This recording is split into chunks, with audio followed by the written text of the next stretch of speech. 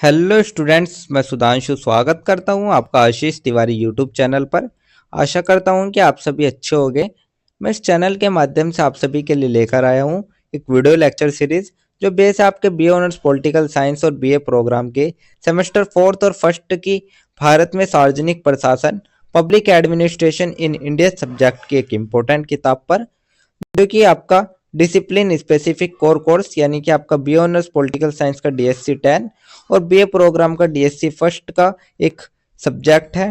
तो स्टूडेंट, अगर आप ड्यू, सोल, रेगुलर ये किसी और यूनिवर्सिटी से सब्जेक्ट पढ़ रहे हैं तो इस सीरीज आपके लिए बहुत ही उपयोगी साबित होने वाली है, क्योंकि इस सीरीज में हम हर चैप्टर को सिंपल भाषा में समझेंगे, इंपॉर्टेंट कॉन्सेप्ट्स को ब्रेक डाउन करेंगे और एग्जाम पॉइंट ऑफ व्यू से भी डिस्कस करेंगे। तो स्टूडेंट, अगर आप DU, SOL, regular, NCWEB and other किसी के भी सब्जेक्ट को समझना चाहते हैं आसानी से, तो चैनल को सब्सक्राइब जरूर कर लीजिएगा, वीडियो को लाइक कर लीजिएगा और अपने दोस्तों के साथ शेयर करना ना भूले।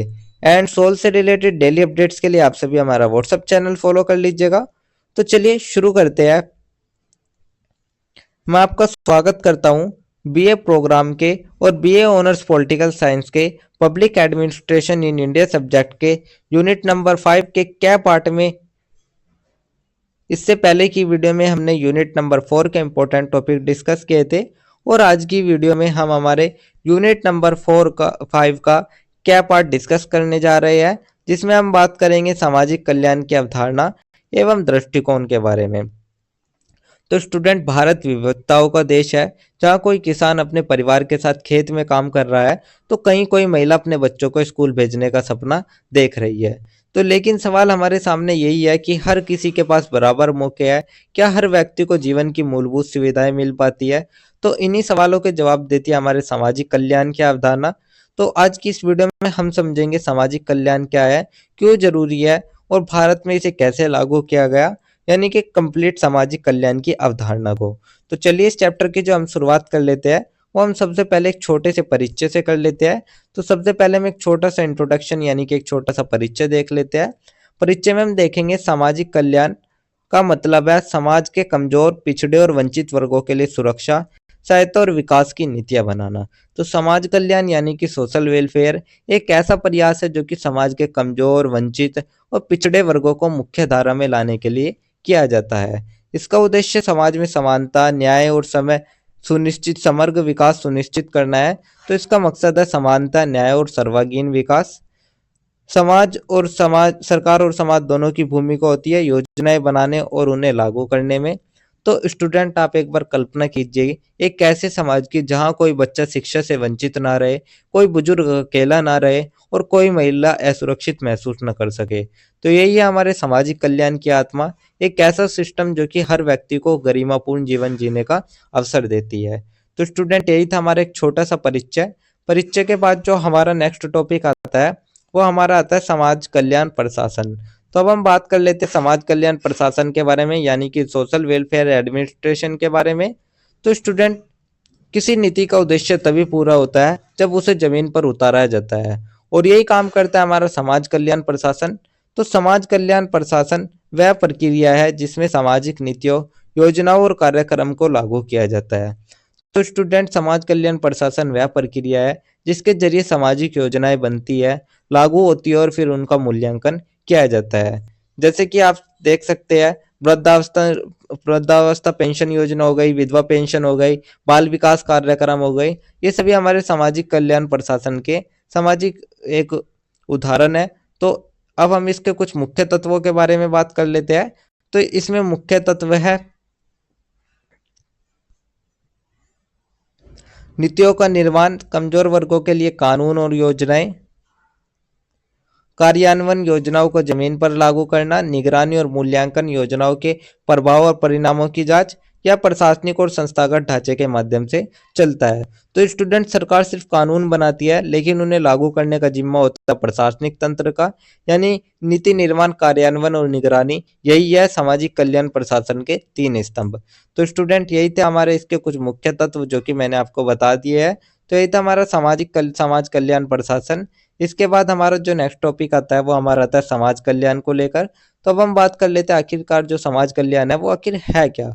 तो अगर हम समाज कल्याण शब्द को सरल भाषा में समझे तो इसका मतलब है हर व्यक्ति को जीने के लिए जरूर मूलभूत सुविधाएं देना, जैसे कि शिक्षा का अधिकार, स्वास्थ्य सेवाएं, पोषण, रोजगार और सामाजिक सुरक्षा।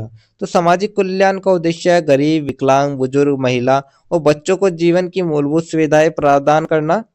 इसमें शिक्षा, स्वास्थ्य, पोषण, अवसर, रोजगार और सामाजिक सुरक्षा शामिल है। ये केवल सरकार की जिम्मेदारी नहीं बल्कि समाज और नागरिकों की भागीदारी भी है। तो समाज कल्याण सिर्फ सरकार की जिम्मेदारी नहीं होती बल्कि हर नागरिक का कर्तव्य भी है कि वो समाज में योगदान दे। और यही कारण है कि कई एनजीओ और समाज सेवी संस्थाएं भी इस काम में सक्रिय है। तो स्टूडेंट, यही था हमारा समाज कल्याण, समाज कल्याण जो कि मैंने आपको बता दिया है। तो ये मैंने आपको बताया हमारा समाज कल्याण क्या है। इसके बाद जो हमारा नेक्स्ट टॉपिक आता है वो हमारा आता है समाज कल्याण की अवधारणा को लेकर। तो अब हम बात कर लेते हैं समाज कल्याण की अवधारणा के बारे में।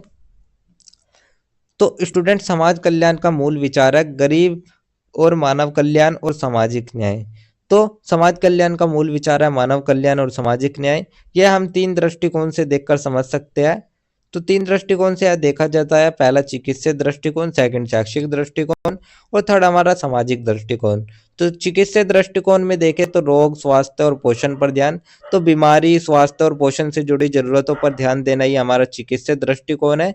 सेकंड आता है शिक्षात्मक दृष्टिकोण, शिक्षा और प्रशिक्षण द्वारा सशक्तिकरण। तो शिक्षा और प्रशिक्षण के जरिए सशक्तिकरण ही हमारा शैक्षिक दृष्टिकोण है। थर्ड आता है सामाजिक दृष्टिकोण, गरीबी, असमानता और पिछड़े वर्गों की सुरक्षा। तो गरीबी, असमानता और भेदभाव को खत्म करना। तो इन तीनों के बीच सामंजस्य बनाकर ही कोई समाज वास्तविक कल्याण की ओर बढ़ता है। यानी कि जब शरीर, मन और समाज तीनों स्वस्थ हो तभी हम अच्छे अर्थों में वेलफेयर स्टेट उसको कह सकते हैं।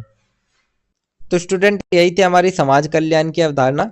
इसके बाद जो हमारा नेक्स्ट टॉपिक आता है वो हमारा आता है समाज कल्याण के उपागम। तो अब हम बात कर लेते हैं। अब सवाल उठता है हमारा, सरकार समाज कल्याण कैसे करती है। तो इसके प्रमुख 5 उपाय अपनाए जाते हैं, 5 उपागम अपनाए जाते हैं, जिनमें हमारा सबसे पहला आता है सामाजिक सुरक्षा उपागम, वृद्धावस्था पेंशन, रोजगारी भत्ता, विधवा पेंशन। तो ये सभी हमारे सामाजिक सुरक्षा उपाय है। साक्षरता और शिक्षा उपागम में देखें तो निःशुल्क शिक्षा, महिला शिक्षा अभियान। स्वास्थ्य और पेंशन उपागम में देखें तो टीकाकरण, पोषण कार्यक्रम, मातृ शिशु स्वास्थ्य। आवास और रोजगार उपागम में देखें तो इसमें गरीबों के लिए आवास योजना, कौशल विकास और रोजगार कार्यक्रम। समान अवसर उपागम में देते तो कमजोर वर्गों के लिए आरक्षण और समान अवसर। तो स्टूडेंट, इन सभी योजनाओं का एक ही लक्ष्य है, सबका साथ सबका विकास। तो स्टूडेंट, यही थे हमारे कुछ समाज कल्याण के उपागम। इसके बाद जो हमारा नेक्स्ट टॉपिक आता है वो हमारा आता है भारत में समाज कल्याण। तो अब हम बात कर लेते हैं जो समाज कल्याण है उसमें भारत की भूमिका क्या है। तो स्टूडेंट, स्वतंत्रता के बाद भारत ने समाज कल्याण को अपने संविधान और नीतियों का आधार बना लिया। संविधान के नीति निर्देशक तत्वों में राज्य को निर्देश दिया गया कि वो एक ऐसा समाज बनाए जहां आर्थिक, सामाजिक और राजनीतिक न्याय स्थापित हो सके। तो स्वतंत्रता के बाद भारत ने समाज कल्याण के लिए नीतियां और विभाग बनाए। तो सब इसके कुछ प्रमुख पहलों के बाद बात कर लेते हैं। तो जो सरकार ने कुछ प्रमुख पहले की उन पहलों की बात कर लेते हैं। सबसे पहला आता है राष्ट्रीय समाज कल्याण बोर्ड, सामाजिक योजनाओं का समन्वय। तो सामाजिक योजनाओं के समन्वय के लिए राष्ट्रीय समाज कल्याण बोर्ड की स्थापना की गई। महिला और बाल विकास मंत्रालय, बच्चे, महिला और वृद्धों के लिए योजना। तो महिला और बाल विकास मंत्रालय की सर्जन इसमें किया गया। गरीब कल्याण योजना जिसमें कि प्रधानमंत्री आवास योजना, अन्न योजना, जननी सुरक्षा योजना, वृद्धावस्था पेंशन योजना, ऐसी कई कल्याणकारी योजना भी चलाई गई। उसके बाद आता है विशेष वर्गों के लिए योजनाएं, जिसमें कि अनुसूचित जाति, अनुसूचित जनजाति और विकलांगजन के लिए आरक्षण का प्रावधान किया गया है। साथ साथ भारत में समाज कल्याण नीति का लक्ष्य है गरीबी उन्मूलन, स्वास्थ्य और शिक्षा में सुधार और समान अवसर प्रदान करना। तो स्टूडेंट, इन्हीं प्रयासों ने भारत को एक कल्याणकारी राज्य की दिशा में आगे बढ़ाया। तो स्टूडेंट, यही थे हमारे भारत में समाज कल्याण। इसके बाद जो हमारा नेक्स्ट टॉपिक आता है वो हमारा ओवरऑल पूरे चैप्टर का एक छोटा सा निष्कर्ष आता है। तो अब हम ओवरऑल पूरे चैप्टर के एक छोटे से निष्कर्ष के बारे में बात कर लेते हैं। निष्कर्ष में हम देखेंगे सामाजिक कल्याण केवल सरकारी योजनाओं नहीं बल्कि समाज और नागरिकों की जिम्मेदारी है। तो समाज कल्याण सिर्फ सरकारी नीति नहीं है बल्कि यह एक सोच है, एक जिम्मेदारी है और एक आंदोलन है। तो जब हर नागरिक इस सोच को अपनाएगा तभी बनेगा एक ऐसा भारत जिसमें ना कोई भूखा सोएगा, ना कोई अनपढ़ रहेगा और हर व्यक्ति को मिलेगा समान अवसर और सम्मानपूर्ण जीवन। और यही है हमारा एक सच्चा कल्याण। तो इसका लक्ष्य है समानता, न्याय और जीवन की मूलभूत सुविधाएं सभी तक पहुंचाना। साथ साथ सफल समाज कल्याण नीति से गरीबी कम होती है, शिक्षा और स्वास्थ्य सुधरते हैं और समाज में समरसता भी बढ़ती है। तो स्टूडेंट यही था हमारा एक छोटा सा निष्कर्ष, जिसके साथ हमारा यूनिट नंबर 5 का क्या पार्ट भी कंप्लीट होता है। तो यही था हमारा यूनिट नंबर 5 का क्या पार्ट। अब हम बात कर लेते हैं हमारे यूनिट नंबर 5 के ख पार्ट के बारे में, जिसमें हम बात करेंगे समाज कल्याण नीतियाँ, शिक्षा, स्वास्थ्य, भोजन और रोजगार के बारे में। तो स्टूडेंट कभी सोचिए, अगर कोई बच्चा स्कूल ना जा पाए, कोई बीमार व्यक्ति इलाज ना करा पाए, या कोई परिवार दो वक्त की रोटी के लिए तरस जाए, तो क्या वह देश विकसित कहलाएगा? तो भारत ने इस सवाल का जवाब अपने संविधान में दिया, जब उसने तय किया कि देश का असली विकास तभी होगा जब समाज के हर व्यक्ति तक शिक्षा, स्वास्थ्य, भोजन और रोजगार जैसी बुनियादी जरूरतें पहुंचेगी। तो आज हम समझेंगे भारत की प्रमुख समाज कल्याण नीतियों के बारे में, जो कि हर नागरिक के जीवन को बेहतर बनाने के लिए बनी हुई है। तो चलिए इस चैप्टर की जो हम शुरुआत कर लेते हैं, वो हम सबसे पहले एक छोटे से परिचय से कर लेते हैं। तो सबसे पहले हम एक छोटा सा परिचय देख लेते हैं। तो परिचय में हम देखेंगे, समाज कल्याण नीतियाँ समाज के कमजोर और वंचित वर्गों के जीवन स्तर को सुधारने के लिए बनाई जाती है। तो स्टूडेंट जैसे कि आप सभी जानते हैं, भारत एक कल्याणकारी राज्य है, यानी कि यहाँ सरकार का मकसद सिर्फ शासन चलाना नहीं, बल्कि जनता का जीवन स्तर सुधारना भी है। तो इसी सोच से जुड़ी है हमारी समाज कल्याण नीतियाँ, जिनका लक्ष्य है गरीबी हटाना, असमानता कम करना और हर व्यक्ति को गरिमामय जीवन का अधिकार देना। तो मुख्य क्षेत्रों में शिक्षा, स्वास्थ्य, भोजन और रोजगार पर ध्यान दिया जाता है। तो इन नीतियों के जो चार प्रमुख स्तंभ है, वे शिक्षा, स्वास्थ्य, भोजन और रोजगार है। तो इन नीतियों का उद्देश्य है समान अवसर, जीवन की मूलभूत सुविधाएं और गरीबी उन्मूलन हटाना। तो स्टूडेंट चलिए इन चारों स्तंभों को एक एक करके समझ लेते हैं। तो ये तो हमारा एक छोटा सा परिचय हो गया। परिचय के बाद जो हमारा नेक्स्ट टॉपिक आता है, वो हमारा आता है शिक्षा का, जिसमें हम बात कर लेते हैं शिक्षा के अधिकार के बारे में, शिक्षा नीति के बारे में। तो कहते हैं कि स्टूडेंट शिक्षा सबसे बड़ी शक्ति है, क्योंकि वही व्यक्ति को अंधकार से प्रकाश की ओर ले जाती है। तो अधिकार की बात करें तो 2009 में संसद ने बाल शिक्षा का अधिकार right to education act RTE 2009 लागू किया। तो आरटीई एक्ट जो है, राइट टू एजुकेशन एक्ट, यह हमारे भारत में 2009 में लागू हुआ। इसमें प्रावधान किया गया कि हर बच्चे को 6 से 14 वर्ष की आयु तक निःशुल्क और अनिवार्य शिक्षा का अधिकार दिया जाए। तो मुख्य बिंदु में देखें तो 6 से 14 वर्ष के बच्चों को निःशुल्क और अनिवार्य शिक्षा का अधिकार मिला, और यह सिर्फ एक कानून नहीं था, बल्कि लाखों गरीब और वंचित परिवारों के लिए एक उम्मीद की किरण थी। तो लड़कियों, कमजोर वर्गों और ग्रामीण बच्चों के लिए विशेष प्रावधान किए गए। स्कूलों में बुनियादी सुविधाएं जैसे कि किताबें, खेल और शिक्षकों की उपलब्धता बढ़ी। उद्देश्य इसका यही था कि साक्षरता बढ़े और समाज समान शिक्षा अवसर प्रदान कर सके। तो स्टूडेंट आप कल्पना कीजिए, कोई गांव है, उसमें कोई बच्ची थी जिसका सपना था स्कूल जाना, पर गरीबी ने उसकी राह रोक दी। तो आरटीई आने के बाद अब जो वो बच्ची थी वो भी उसी स्कूल में पढ़ती है जहाँ गांव के अन्य बच्चे पढ़ते हैं। तो उसकी मुस्कान इस नीति की सफलता की सबसे बड़ी गवाही है। तो आरटीई एक्ट के तहत स्कूलों को मूलभूत सुविधाएं जैसे कि टॉयलेट, खेल मैदान, साफ पानी और योग्य शिक्षक उपलब्ध कराना भी एक अनिवार्य उद्देश्य है। और इस नीति का उद्देश्य यही है कि हर बच्चे तक ज्ञान और समान अवसर पहुंचे। तो स्टूडेंट यही था हमारा शिक्षा का अधिकार आरटीई। इसके बाद हमारा जो नेक्स्ट टॉपिक आता है, वो हमारा आता है स्वास्थ्य को लेकर। तो अब हम बात कर लेते हैं स्वास्थ्य को लेकर स्वास्थ्य नीति के बारे में, जिसमें हम बात करेंगे राष्ट्रीय स्वास्थ्य मिशन के बारे में। तो एक स्वस्थ नागरिक ही सशक्त राष्ट्र बनाता है। इसी सोच से भारत सरकार ने शुरू किया हमारा राष्ट्रीय स्वास्थ्य मिशन, नेशनल हेल्थ मिशन, जिसे हम एनएचएम के नाम के भी से भी जानते हैं। तो राष्ट्रीय स्वास्थ्य मिशन एनएचएम भारत में स्वास्थ्य सेवाओं को सुधारने के लिए लागू किया गया। इसके कुछ मुख्य पहलों के बारे में बात कर लेते हैं, जिसमें मातृ और शिशु स्वास्थ्य सेवाएं दी गई, टीकाकरण और रोग नियंत्रण कार्यक्रम स्थापित किए गए, साथ साथ ग्रामीण और शहरी स्वास्थ्य केंद्रों की स्थापना भी की गई। तो एनएचएम के अंतर्गत टीकाकरण कार्यक्रम, रोग नियंत्रण अभियान और ग्रामीण शहरी स्वास्थ्य केंद्रों का विस्तार हुआ। और ये जो नीति थी, ये सिर्फ इलाज तक सीमित नहीं रही, बल्कि स्वास्थ्य जागरूकता और रोकथाम पर भी इन्होंने जोर दी। तो उद्देश्य इनका यही था सभी नागरिकों के लिए किफ़ायती और गुणवत्तापूर्ण स्वास्थ्य सेवा। तो इसका लक्ष्य हर व्यक्ति को किफ़ायती और गुणवत्तापूर्ण स्वास्थ्य सेवाएँ उपलब्ध कराना ही इसका मुख्य लक्ष्य था। तो स्टूडेंट आप कभी सोचिए एक छोटे से गाँव में गर्भवती महिला जिसे अस्पताल तक पहुँचने के लिए कई किलोमीटर पैदल चलना पड़ता था। लेकिन एनएचएम में आने के बाद उनकी जो जननी सुरक्षा योजना है और आशा कार्यकर्ता प्रणाली है, उसने उनकी ज़िंदगी आसान बना दी। अब गाँव-गाँव में प्राथमिक स्वास्थ्य केंद्र है, जहाँ माता और बच्चों को निःशुल्क उपचार और दवाइयाँ मिलती है। तो स्टूडेंट यही था हमारा स्वास्थ्य नीति राष्ट्रीय स्वास्थ्य मिशन। इसके बाद जो हमारा नेक्स्ट टॉपिक आता है वो हमारा भोजन को लेकर आता है, जिसमें हम बात कर लेते हैं खाद्य सुरक्षा का अधिकार को लेकर। तो स्टूडेंट भोजन हर व्यक्ति का अधिकार है, उपकार नहीं है। तो अधिकार की बात करें 2013 में लागू राष्ट्रीय खाद्य सुरक्षा अधिनियम एनएफएसए, तो भोजन हर व्यक्ति का अधिकार है, कोई उपकार नहीं है। तो 2013 में लागू हुआ हमारा राष्ट्रीय खाद्य सुरक्षा अधिनियम यानी कि नेशनल फूड सिक्योरिटी एक्ट, जिसे हम एनएफएसए भी कहते हैं। तो इसका उद्देश्य था किसी को भूखा ना सोना पड़े।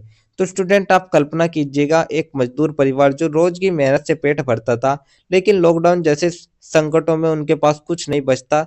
ऐसे परिवारों के लिए एनएफएसए वरदान साबित हुआ, जिसके तहत गरीब परिवारों को राशन कार्ड के माध्यम से सस्ती दरों पर जो अनाज है वो मिलता है। तो स्टूडेंट इसके कुछ मुख्य बिंदु के बारे में बात करें तो मुख्य बिंदु में देखेंगे तो गरीब परिवारों को सब्सिडी वाले राशन का अधिकार दिया गया।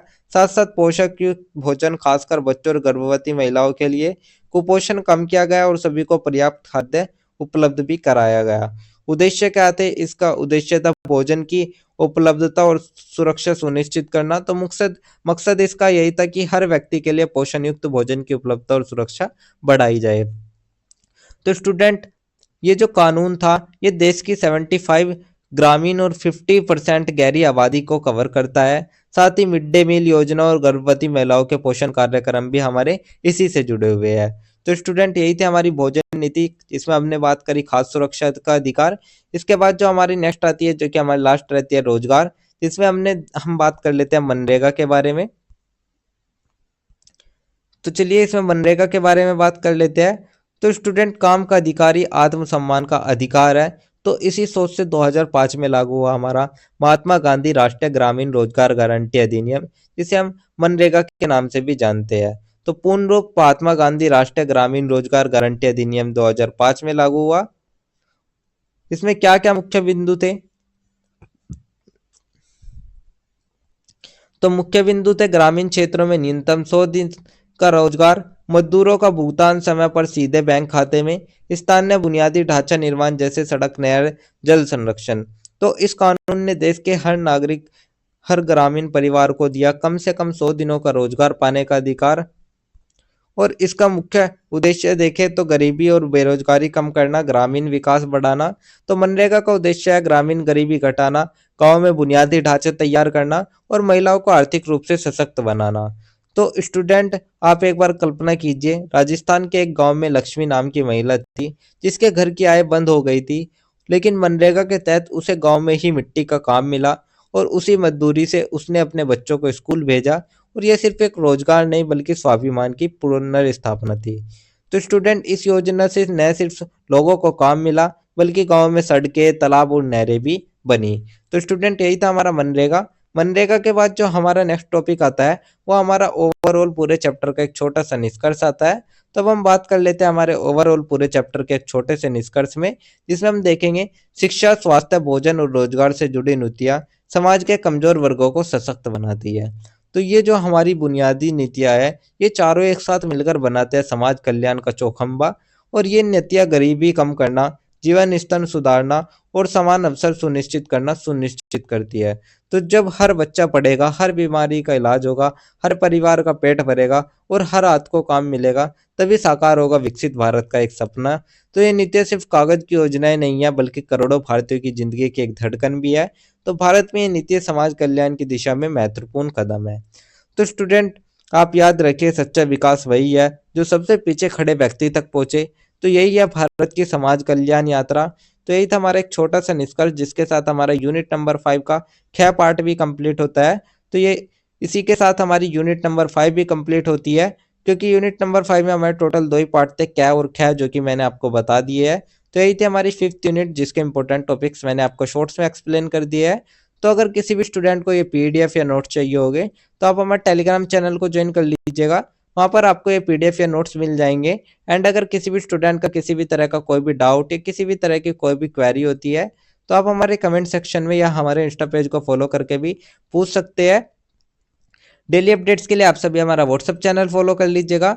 और अगर आपको लेक्चर उपयोगी लगा तो वीडियो को लाइक करें, चैनल को सब्सक्राइब करें और अगले अध्याय के लिए तैयार रहिएगा, जहां हम बात करेंगे हमारी नेक्स्ट एवं लास्ट यूनिट के बारे में, जो कि हमारी रहने वाली है यूनिट नंबर 6। इसमें हम बात करेंगे भारतीय प्रशासन में मुद्दे और बहस के बारे में। तो आप सभी का बहुत बहुत धन्यवाद। आपका दिन शुभ रहे।